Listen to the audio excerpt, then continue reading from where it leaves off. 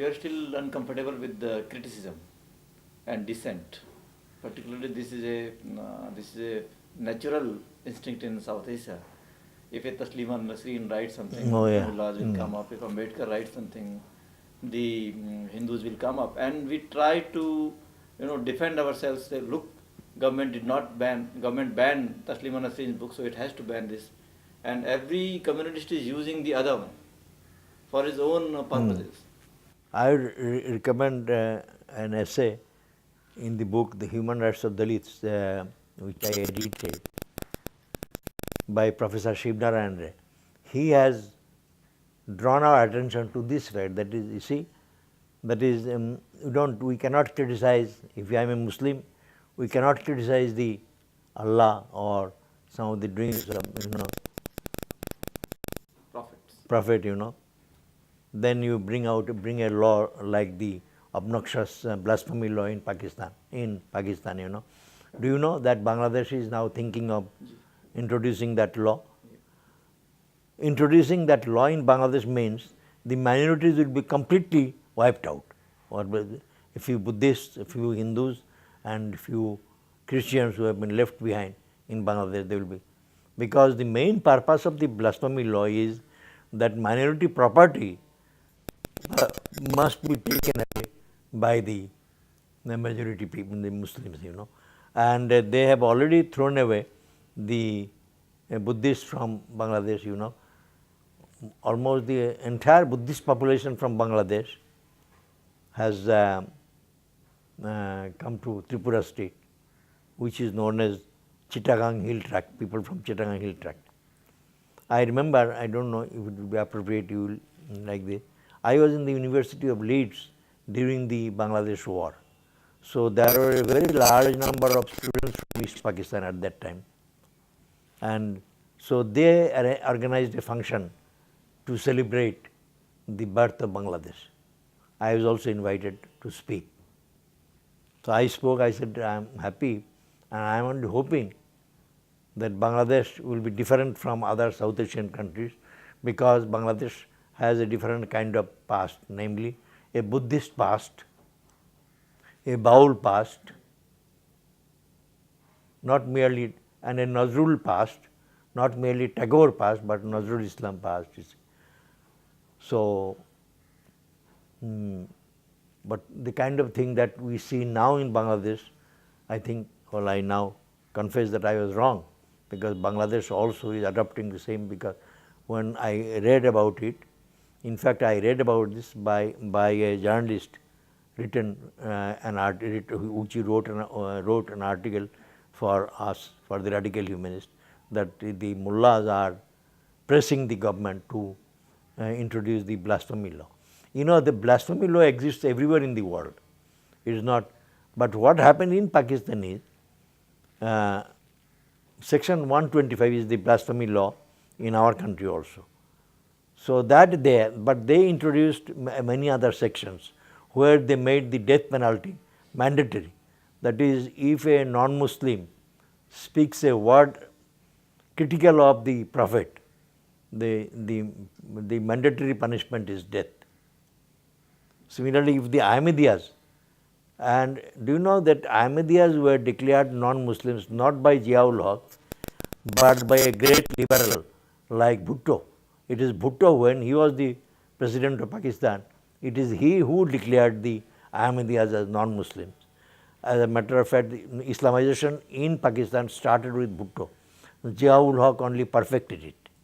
Ziaul Haq brought all these sections where death penalty became mandatory. So now in Bangladesh also, they have started, they declared the Ahmadiyas as non-Muslims.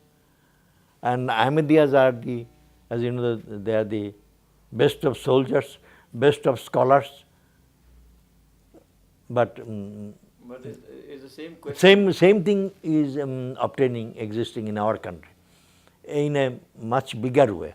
In India, it is in a much bigger way than it is in Pakistan, or than it is what going to be in Bangladesh. But it's like, are you satisfied with the secular response in Asian subcontinent, like India, Pakistan, Bangladesh, whoever are, whether they are strong voices or small voices or marginal voices, against the religious fundamentalism, or is the same kind of a liberal fad?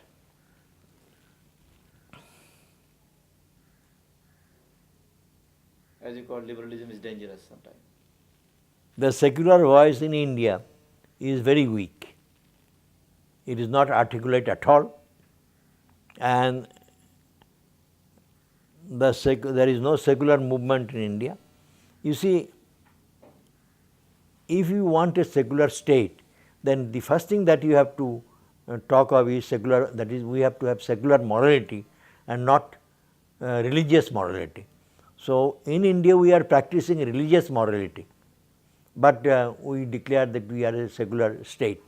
So, these are a contradiction in terms, and even as secular intellectuals, they are also. That means secularism and multiculturalism are two different issues, and what we opted for multicultural society, not a secular society. No, actually, we are using this pluralism in a very wrong context. When we say ours is a pluralist society, we want to mean that ours is a tolerant society. So, pluralism and tolerance are being used interchangeably, and I suggest very wrongly, because a pluralist society need not be automatically a tolerant society. Yes, it is true. We have inherited pluralism, but we have not inherited tolerance. But do you support a French kind of a law, which French government banned the religious science in the schools, the government aided schools? Do you support that kind of a secularism in India? Where French says we don't want any religious symbol in government agencies, government schools, government buildings. Do you think that kind of a secular approach we should have? That would be again, that is empowering the state with arbitrary powers, which may lead to fascism, the birth of a fascist state, if we give the such powers to the state. The Soviet Russia tried, after the revolution failed there, but the church has come back in Soviet Russia with a vengeance. It is the Orthodox Church which is dominating in Soviet Russia today, and they tried to abolish religion. Communist Russia, you see, they failed. They did not succeed in abolishing religion. In India, the state is buckling under every religious fanatics. You can change laws for appeasing the Muslim mullahs. You can allow the Sikh women not to wear helmet when it was made mandatory. So isn't it a fact that we always do that kind of a knee-jerk approach as far as dealing with the religious fundamentalism? So that except the only difference between you and me could be that you may suggest obliquely that it is the state which should jump in these affairs. I am only suggesting no, it is the intellectuals, even if they are weak today, they must come together and have brainstorming sessions one after the other to tackle these issues. For instance, the kind of approach that in Pakistan, the mullahs are being tackled in Pakistan more by the human rights activists than by the state today. I was there a few years ago, I was there in Lahore, so I met many women activists, you see, and one of them was a chain smoker. So I said, how come, you see, in a Muslim society, are you? नहीं, के लिए habit हो गया, अगर कैसे कर लिए, ये जो जियाउल हक के टाइम पर उन्होंने कहा कि Muslim women जो है ना, they cannot drink in public, they cannot smoke in public, and burqa was reintroduced. So we took to the cigarette in protest. तो तब हम लोग उनको जियाउल हक को दिखाने के लिए हम लोगों ने सड़क पर सिगरेट पीना शुरू कर दिया. तो वो सिगरेट पीते पीते अब वो हैबिट हो गया. तो अब मेरे साथ ये हैबिट हो गया कि मैं तो ओरिजिनली आजम करके हूँ. My father mother they came from Azamgarh to Karachi.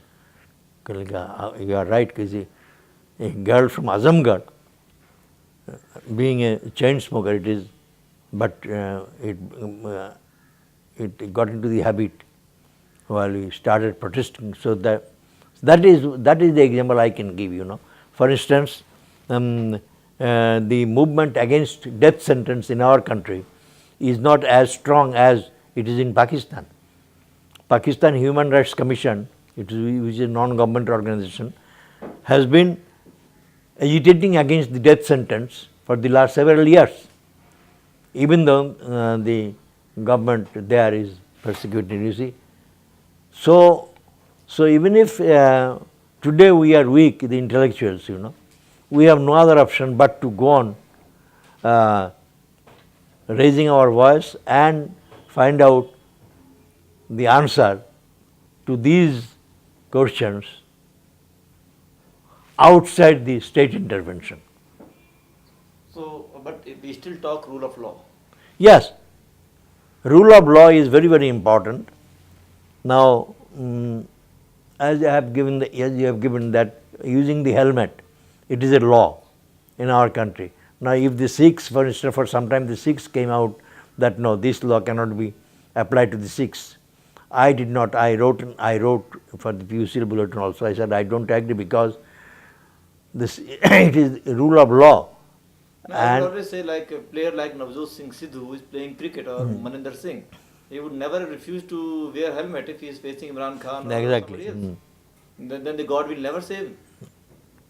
Or isn't it the fact that we keep silent when we see minority fundamentalism, and that's why it's giving rise to the majority fundamentalism, majority community in India.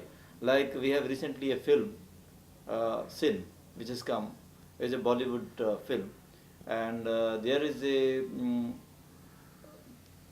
Catholic community in India is protesting against it because they say that it is against their culture, against their religion.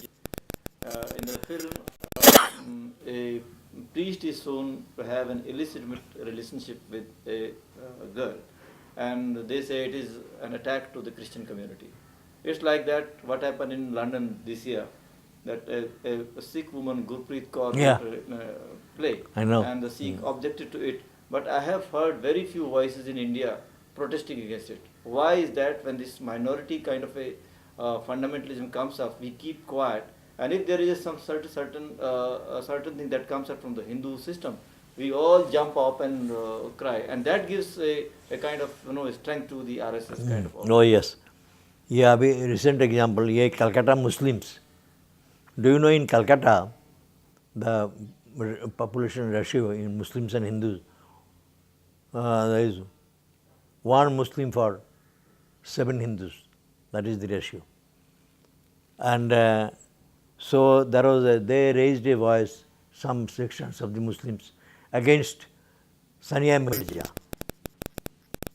because they objected to her putting on that dress while playing. But fortunately, amongst the Muslims, because the Hindus also were there, immediately leadership came up. They said, "Nahi, Sania Mirza has brought India on the top of the world in the field of tennis, and therefore, therefore we should applaud that and not decry her dress, and that she has to put on that dress, but that is obligatory." So, and the Calcutta Muslim community started applauding Sania Mirza after that. It's true the Hindu intellectuals also were there while raising joined the Muslims. So that should be the kind of appreciation. I mean, I don't suggest that if we raise our voice against the Sikhs, the entire Sikh community will be against the Hindus. No, it will not be. But we keep quiet on that. Yes, but we must not fight shy of that, And that if the Muslims, for instance, I still remember a few years ago, I have a friend in Pakistan, Karachi, Mr. M.B. Nagri.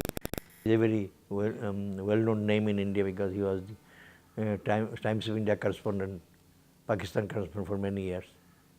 and for some time before partition, he was for a short while associated with the Radical Democratic Party of Amandra.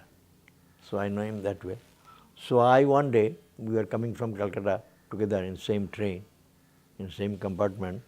I was talking to him about the Quran. I said the Quran gives equality to women. He said it is all humbug. Quran में कोई कहीं नहीं है कि a Muslim woman is equal to Muslim man, कहीं नहीं लिखा है. तो कहने लगे कहीं नहीं है. तो he came to Delhi, then I was in the Indian Social Institute, so I organised a lecture for him. तो मैंने कहा आप, so I introduced him and saying that he is one of the most progressive and highly educated Muslims I have ever come across. He lives in Karachi.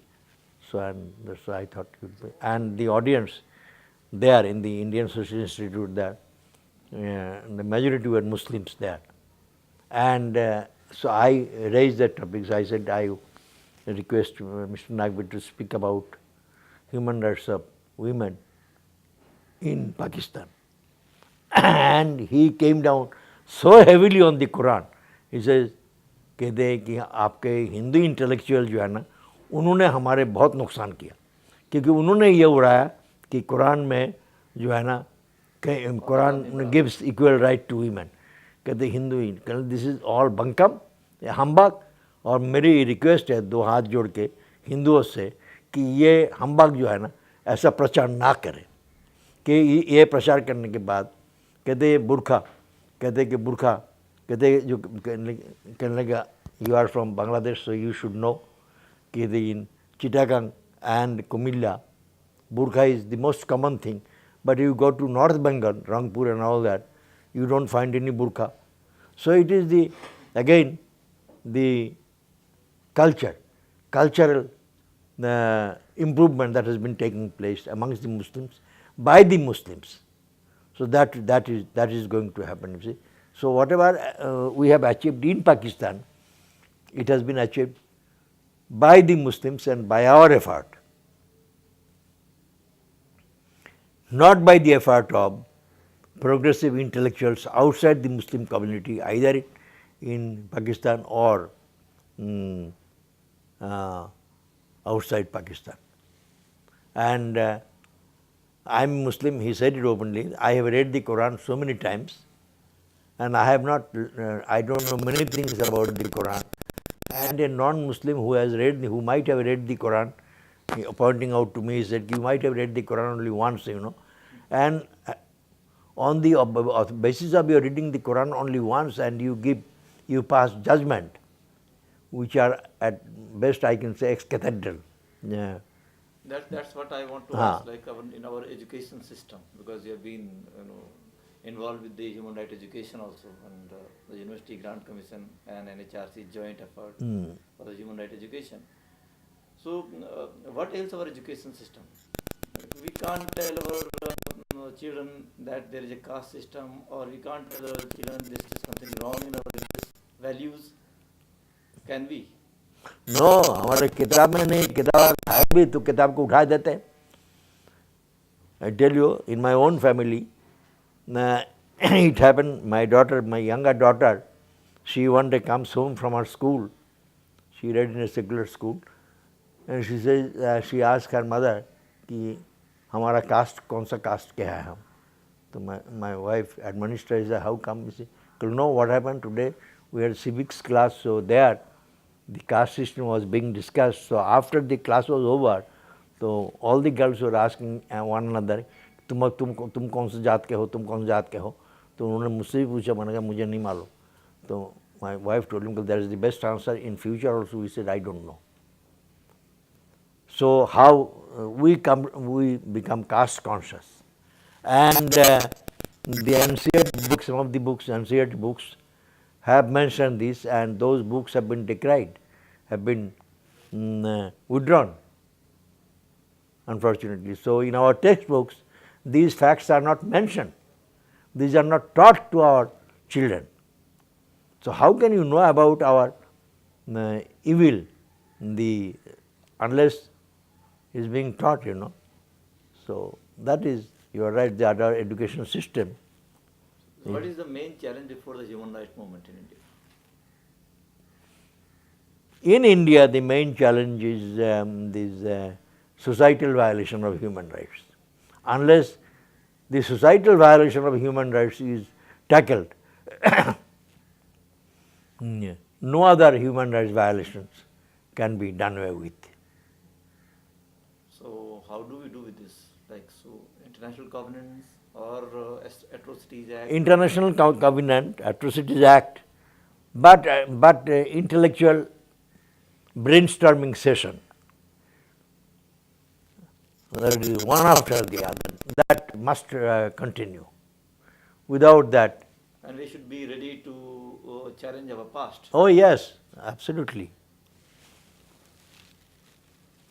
What has been your most successful achievement so far in the human rights field?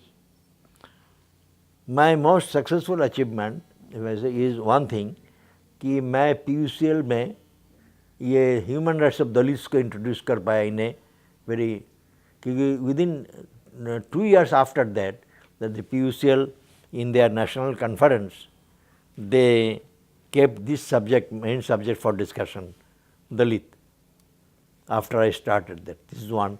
And second is that I succeeded in organizing the brainstorming session in Madras on the human rights of scheduled castes and scheduled tribes. I am only suggesting that it is, if you go on writing, if you go on and discussing the intellectual discussion, then some results are bound to accrue. Otherwise, only depending on the UN or a conference like Durban, which I saw, we failed there miserably. I give you a very simple instance. We were deputed to, negotiate, to talk to other delegations and to support us in the UN. So I spoke to one British delegate. So I talked about caste system. He said, "What is the caste system?" I said, "Come on, you have not heard of that?" I said, "No."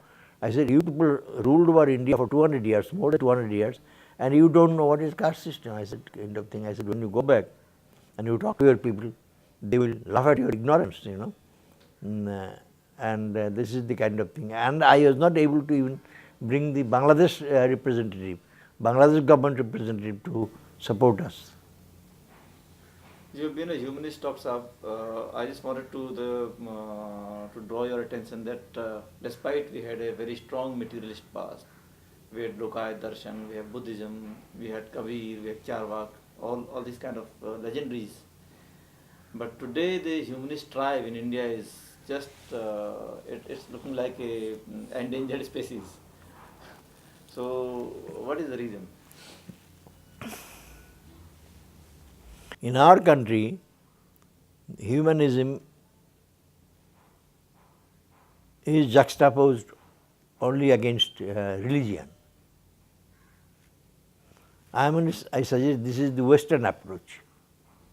This Western approach, because it's true, in the West, Catholicism has played havoc. So any humanist movement in Europe or in USA will rise naturally, their number one enemy would be the Catholic Church. But in India, if I start from the assumption that my number one enemy is Hinduism, then I cannot succeed as a humanist. Why? It has to be, for instance, my number one enemy is in our countries, the absence of social democracy. That is the number one enemy. So everybody is celebrating today Lalu Prasad's defeat, you see. But I have been feeling very sad because one single contribution by Lalu Prasad Yadav is to bring about reasonable success in the field of social democracy in Bihar. That nobody recognizes. So the number one enemy in this country is the absence of social democracy. And this absence of social democracy arises out of the caste system, So any humanist movement in our country has to tackle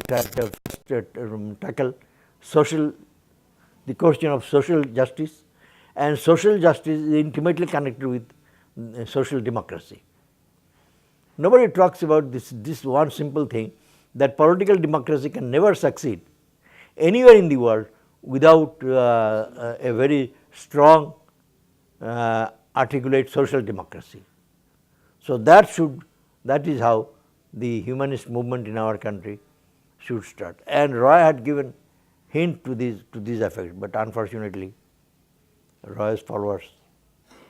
What are the meeting point of humanism and human rights? For instance, societal violation of human rights, the most important, this is one thing, and that materialism is the right approach for any human rights activist, like say amongst Dalits, or for instance the kind of thing we had, the kind of philosophy that Dr. Ambedkar had shown, or Fulke, had indicated. That is the meeting point, and they were very great human rights activists. I cannot think of anyone a more active human rights activist than Ambedkar or Phule in this country. So that is and our humanists in this country. As a matter of fact, I have been always wondering, the human rights movement in our country, their most important members should be the Dalits, because they have nowhere else to go except to a humanist philosophy, to a materialist philosophy. Because you bring God to them or you take them to God, they are finished again. But that doesn't happen. That doesn't happen. Why? And if I tried in a small way in this area, when the Babri Masjid was demolished. So in this area I talked to these people, Muchi and all, they are my good friends. And when I fell ill, they are the people who first came to see me.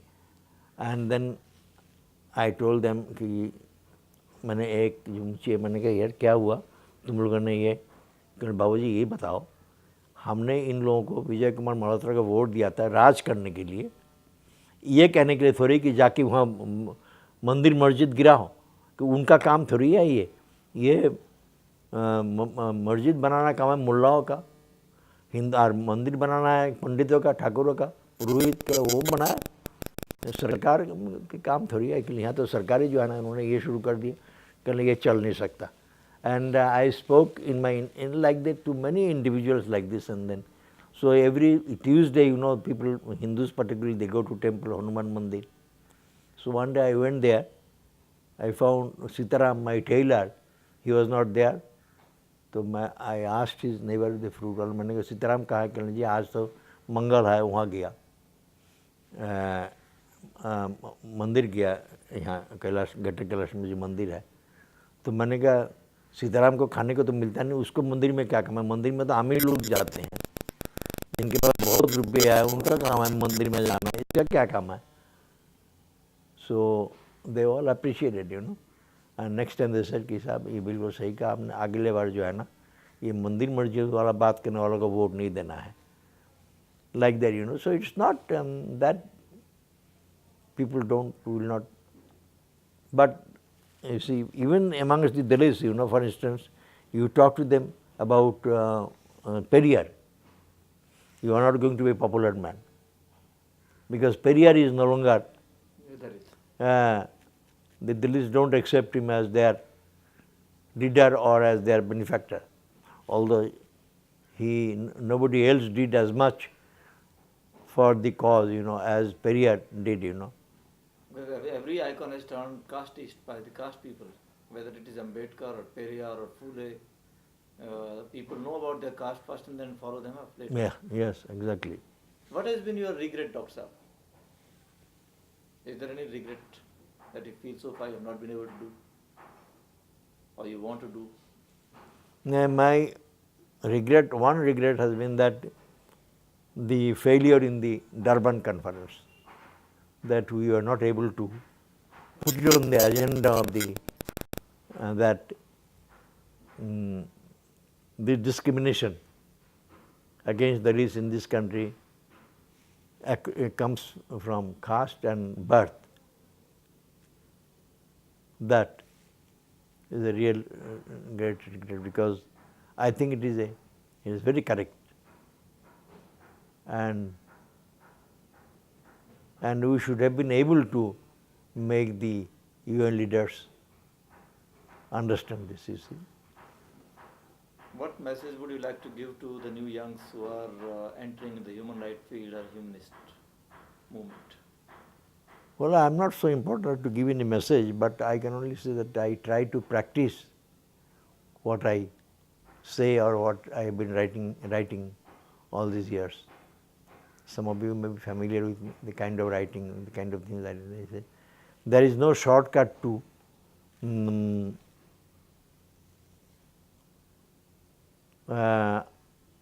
having a new philosophy for India, for all for Hindus, Muslims, and for all, a philosophy, a progressive philosophy, which then would be followed by a social revolution, because no social revolution without a proper philosophy can ever succeed. We have the example French Revolution. The French Revolution, the encyclopedic movement, it is because of that the French Revolution succeeded. Unfortunately, we don't. So young people may not be able to bring about a philosophical revolution in this country tomorrow. But Ambedkar, you may say anything about him, but he did succeed in bringing a kind of philosophical revolution. For instance, his interpretation of Dhamma. Many Buddhist scholars attacked him, as you know, when he wrote that, saying that his Ambedkar is wrong and he is treading on dangerous ground. But he did it. So either you follow his interpretation of Nirvana, for instance, even the most orthodox, the educated Buddhists today would Nirvana in the way that the Hindus interpret Nirvana. But Ambedkar stuck to his ground. He says, no, Nirvana meant that is the karma, you get the result of your karma only in this world, not after death, and death is not mukti, or there is no transmigration of soul, and he stuck to his ground. I mean, he did not believe in transmigration of soul, and he did not believe in the kind of nirvana that is our Hindu philosophy has been teaching. So that is the kind of, so in a small way, Ambedkar. Another, Mahatma Phule also had started, but unfortunately didn't, to bring about this kind of anti-Brahmin movement in Maharashtra, at least in the political field, something like Bahujan Samaj, but he did not succeed, or maybe he did not have enough time to pursue that, Therefore, young people in our country must get involved with the younger people from the minorities and from the Dalits, and try to have brainstorming among themselves, how to, because if the society does not become a better society, then whether one is a Dalit or one is a upper caste, both are going to suffer ultimately, So that is the only thing. And to say the state will come to our rescue with regard to all these things, that is not, I don't believe in that.